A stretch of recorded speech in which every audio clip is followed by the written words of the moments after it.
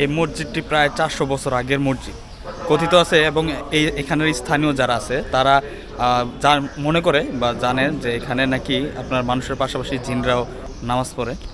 তো 400 বছর আগে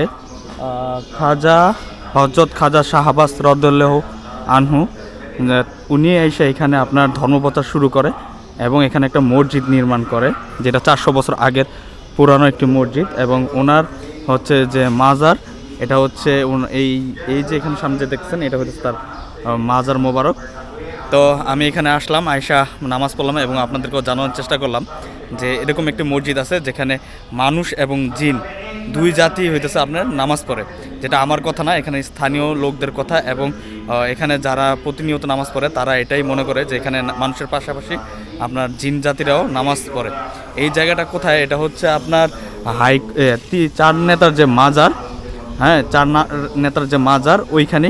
এটা হচ্ছে ঢাকা বিশ্ববিদ্যালয় এরিয়ার সামনে, অনেকটা কার্জন হলের সামনে, এবং ঢাকা চার নেতা যে আছে ওনাদের কবরস্থানের পিছনেই হইতেছে এই মসজিদটা। তো এখানে মাঝে মাঝে ওরস মোবারক হয়, যেটার আপনার যে খাবার বা তবারক যে দেয় ওই শানকি আমরা বলি, ওই শানকিতে করে যে খাবার দেয়, যে এইগুলো কিন্তু ওই শানকিগুলো এখানে ধুয়ে রাখা হয়েছে পরবর্তীতে ব্যবহার করার জন্য। আর সামনেই হইতেছে ওনার যে মাজার মোবারক, ওই মাজার মোবারকটা।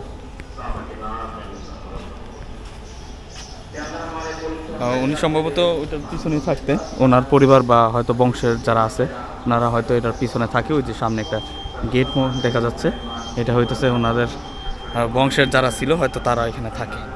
তো এরকম একটা পুরনো, প্রায় 400 বছর পুরনো মসজিদে নামাজ পড়ে নিজেকে খুব মানে গর্ববোধ লাগতেছে। এবং আপনারা চাইলেও কিন্তু যারা এর আশেপাশে থাকেন চাইলে কিন্তু আইসা নামাজ পড়তে পারেন।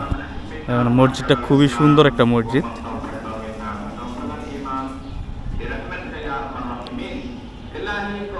এবং এই কর্নার দিয়ে হইতেছে আপনার চার নেতার যে মাজার, ওই মাজারটা এই কর্নারে, এই যে আমার আঙ্গুলের সরাসরি চার নেতার যে মাজার। তো চেষ্টা করবেন আসতে, আসা নামাজ পড়বেন, ভালো লাগবে। একটা পুরানো একটা মসজিদ, প্রায় 400 বছর আগের বানানো। সবাই ভালো থাকবেন, সুস্থ থাকবেন। আসসালামু আলাইকুম।